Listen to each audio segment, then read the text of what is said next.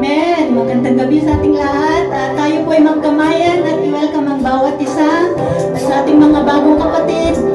Hindi po aksidente ang pagpunta nyo dito, kundi ang Panginoon ay nagagala at kasama po namin ngayon. Amen.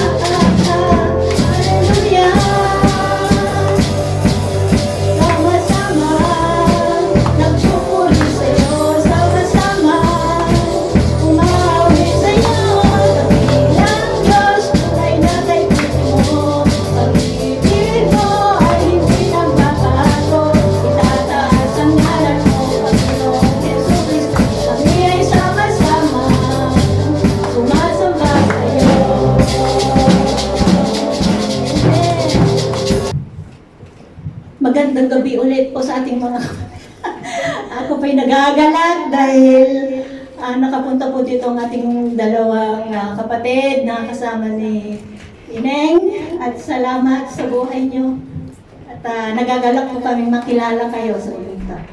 Amen. Tayo po'y dadako sa ating pagbibigay ng handog at ikapo. Basahin po natin dito sa libro po ng 1 Timothy Chapter 6, verse 18 to 19.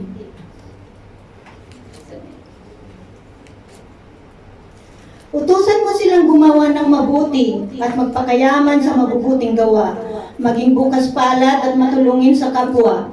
Sa gayon, makakapag-impok sila para sa mabubuting pundasyon sa hinaharap at makakamtan nila ang tunay na buhay. Salamat sa kanyang salita. Ito po ay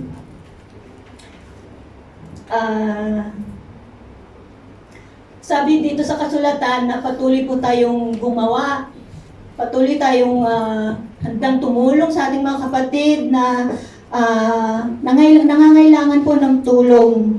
At hindi po sa mga mundong bagay po ang ating inuuna, kundi nakita po natin dito na ang sabi, matuto po tayong gumawa ng mabuti at magpakayaman ng mabubuting gawa. At ito ay, ano po ang naghihintay po na gantimpala sa itaas para sa atin? Ito po ay walang hanggang na buhay. Marami po tayong reward na magaganda sa langit, mga kapatid. Kaya tayo po ay, wag po tayong panghinaan o kung kaya po nating tumulong sa ating kapwa, sa ating mga kapatid, for example, sa ating mga kapatiran dito sa church o sa mga ibang kapatid sa labas na nangangailangan, huwag po tayong, ano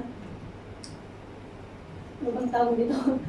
Huwag po tayong mahigpit o kailangan bukas palad po tayong tumulong sa ating mga kapatid dahil dito ay, ano po ba ang natututunan po natin sa pagbibigay ng tithes and offering? Di po ba isa po yung generous? Magiging mapagbigay po tayo. Sa aking experience po, mga kapatid, sa ating mga kapatid na una po na hindi pa po siguro ganong nakakaintindi po sa pagbibigay, pagbabalik ng ikapo, ay parang medyo mahirap kasi yun po yung una kong naranasan noon.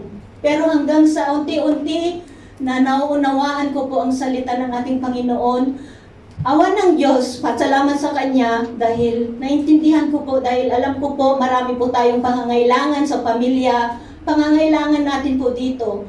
Pero pag inuna po natin ang ating Panginoon, totoo po yun mga kapatid, na hindi po niya tayo pagkukulangin. Marami man po tayong pangangailangan, kung wala, maubusan man po tayo, pero ang Panginoon, gumagawa po siya ng paraan para matustusan niya lahat yung mga need natin. So, nawa, dalangin ko na nawa patuloy nating pagbubulayan ng salita ng ating Panginoon, maintindihan po natin, at tayo ay matutong sumunod dahil tunay po na napakasaya ng puso na nagbibigay sa Kanya. Dahil unang-una, ang ating Panginoon po, ang siyang nagbibigay lahat kung ano yung meron tayo, yung kalakasan natin araw-araw na nagtatrabaho.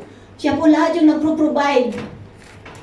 So, mga kapatid, nawa, ma-encourage ko po kayo at naunawaan niyo po yung kunting testimony ko.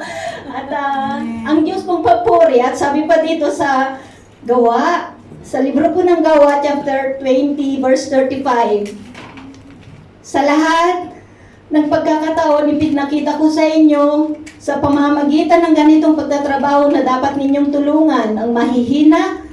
Alalahanin natin ang mga salita ng Panginoong Hesus, higit na pinagpala ang nagbibigay kaysa tumatanggap. Amen po ba? Sa ating mga kapatid na tithers ay alam ko po na naranasan na po nila nito. At sila po ay patuloy na nagbibigay, naghahandog, hindi man po financially, kundi yung mga sakripisyo po nila dito, mga tulong sa mga kapatid, lalong-lalo na po sa sitwasyon namin ngayon. Dito sa church, marami pong mga kapatid na hindi po nagpapabaya sa amin, na kahit man saan kami pumunta, nandyan po sila lagi sa tabi namin na gumagabay. Salamat sa Panginoon at sa buhay ng aming mga kapatid na to. Amen? So, maghanap po tayong maghandog sa ating Panginoon. Tayo po'y manalangin.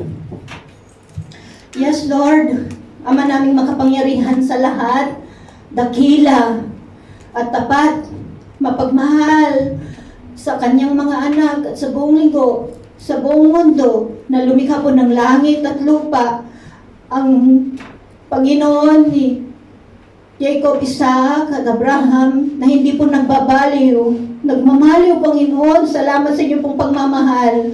At ikaw, Ama, ang patuloy naming itaas sa gabing ito. Salamat sa pagkakataong muli, Ama, na inyo pong ibinigay sa amin. At kami po'y sama-sama na nagpupuri, O God, sa inyo. At nagpapasalamat, O God, salamat sa buong linggo muli, Ama, na inyo pong kaming iningatan na kahit ganito po yung sitwasyon namin sa ngayon, Lord God. Salamat sa pag-iingat nyo. Salamat sa protection nyo po ng bawat isa sa amin, Panginoon, maging sa kalakasan namin araw-araw, O God. Lord, sa aming mga kapatid na nandirito na magbibigay po, Amang, kanilang handog, Ama, dalangin po namin na ito, ibasbasan niyo po ito, Panginoon, at magamit lamang po ito sa inyo pong iglesia at sa ikakalawak po, Ama, ng inyong gawain. Lord, salamat po sa lahat, maging sa mga trabaho po namin na ginagawa niyo pong channel of blessings po namin. Salamat, Panginoon, at nawa, ikaw po ang patuloy na madakila at maitaas sa ngalan ni Jesus. In Jesus' name, Amen.